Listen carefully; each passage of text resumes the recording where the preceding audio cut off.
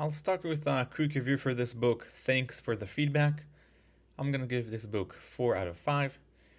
I think there is a great deal of information here. They did a good job of analyzing situations. They brought a lot of real life examples. I don't know if they're real life, but they gave examples. They went through analyzing it, all the details, giving good terms. Obviously, there were some parts which it's not as good. That's why it's not a 5. But I definitely learned some great deal of information out of this book. There is also a good amount of notes I was taking. Not that many books about feedback necessarily, but I think besides being a good book about feedback, it's also a good book about communication, effective communication. So they did a good job on that. Let's see the notes. First one is most people are not good at either giving or receiving feedback. So most of us are not good at it. Either sides. Feedback is often good for us, but it could hurt. So even if it's good, it could still hurt. Sometimes we dismiss the feedback since we think it's wrong. So that's one way we dismiss the feedback. The person who gives the feedback could affect whether we accept it or not. So there are some more examples about that when we keep on going. But overall, the person who gives the feedback matters a lot. So we can listen to it, we can accept it when it comes from person X, but not accept when it comes from person Y. We need to disattach the feedback from the person for the same reason that sometimes we disregard it because it came out from a specific person. One type of feedback is appreciation, in which we are simply looking for acknowledgement. So that's the first type of. They have 3 types. They divide feedback into 3. First one is appreciation, we're just looking for acknowledgement. So like good job or something like that. Just the fact that we did it. Second type of feedback is coaching. While the third is evaluation, which is more like criticism. So that's the second and the third one. Second one is coaching, which is like coaching people how to do things, self-explanatory, and evaluation, which is more judgmental. Feedback often goes wrong when either side misunderstood or misunderstand one feedback for another. So either one of those 3, what goes wrong is when we misinterpret one for another. For example, evaluation and appreciation could go wrong. Directly discussing what kind of feedback is being given or received is the best way to prevent misunderstanding. So talk about it. Or I prefer getting evaluation versus an appreciation, or the opposite. Or you can ask, is this an appreciation or is this coaching? Things like that. Our interpretation of the situation is not the data. We tend to remember their interpretation rather than the data point, which could be different and interpret differently. So the data is not what we remember. We remember our interpretation of the data. The data could be something else than what we remember. That's the interpretation. The fact that we see everything as a center of the story makes feedback more complex, because this is not the way other people see the situation. We see ourselves at the center of everything. The only person who can't see our face is ourselves. It is our blind spot. So we can see the way we react to things because we can see our faces. That's our blind spot. We often perceived differently than what we intended or thought of. It's not always the same way, same reason, because we have blind spots, so we might being perceived differently.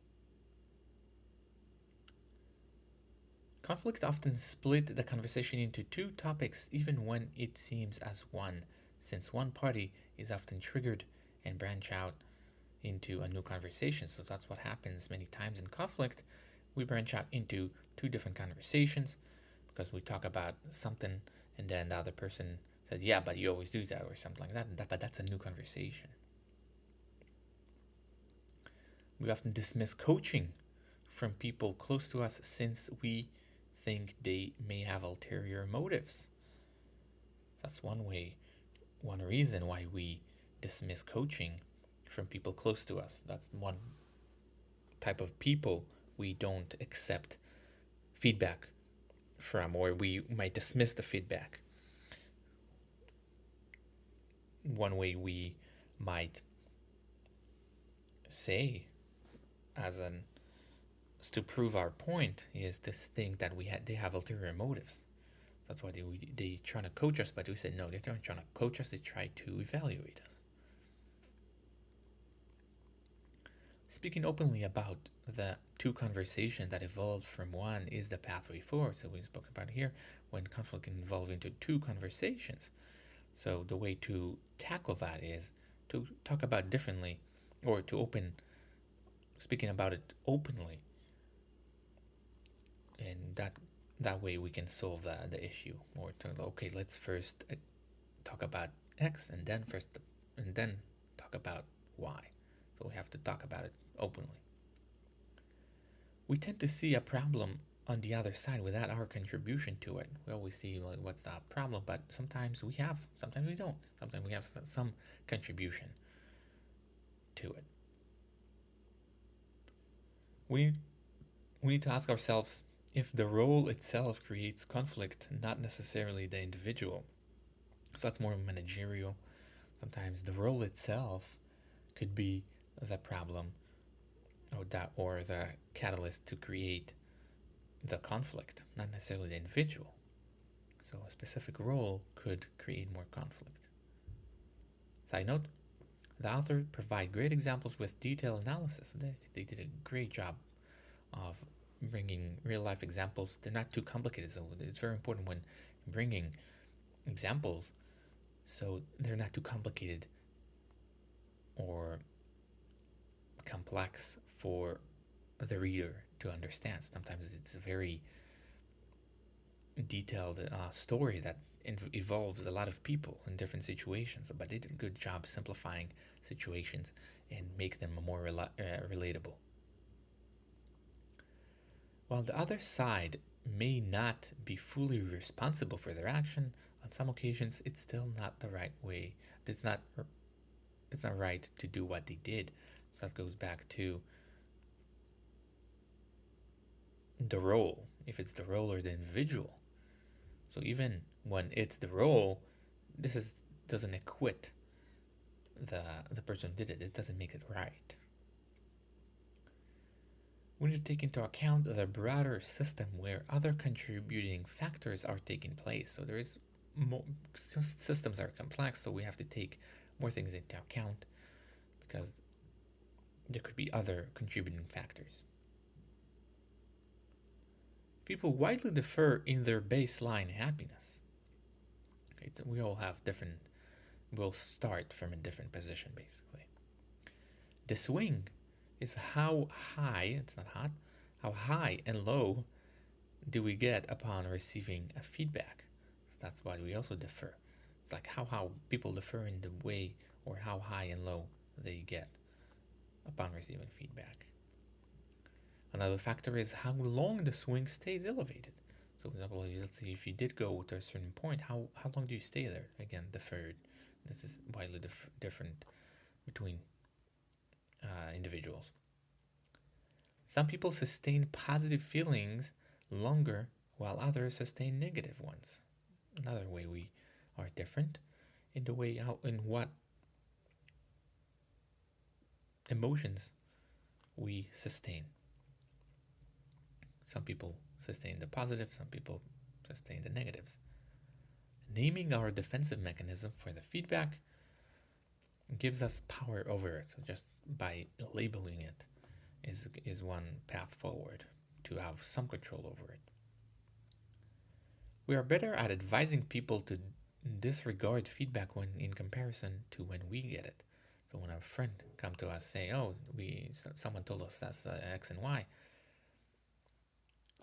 we are better at telling them, "Yeah, just disregard it. It's bullshit." But when we can do so well for ourselves. Fixed mindset is taking challenges as a sign that we are dumb, while growth mindset is taking a challenge as a learning opportunity. So that's the difference between fixed mindset to a growth mindset. Fixed mindset is I can do it because I'm dumb, can do it because I'm not smart enough, etc. Growth mindset is taking the opportunity, taking the challenge as an opportunity to grow.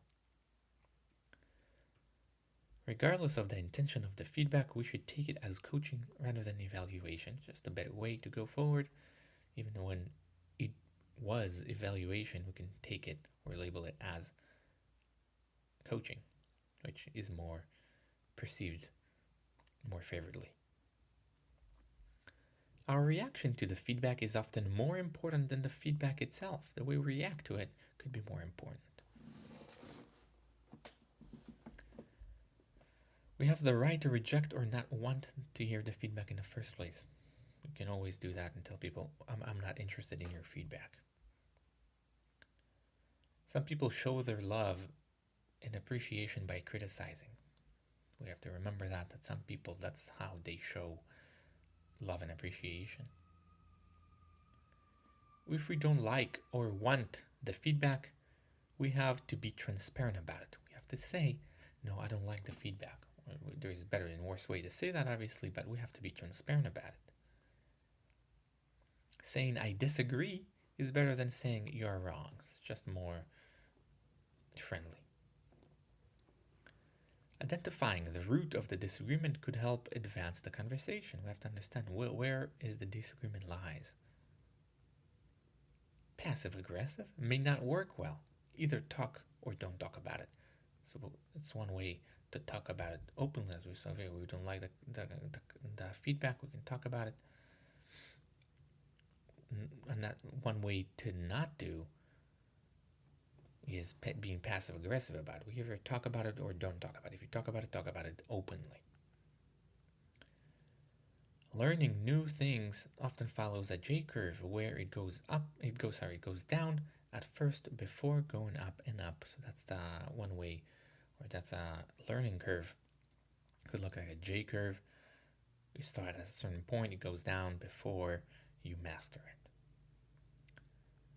Coaching. The coach includes knowing the feedback is being received and we are doing something about it. That's why we can coach the coach back. So we have a coach. One way of handling it is let them know that we have received the feedback and we are doing something about it. Next one is asking for help can increase intimacy. That's one way to do.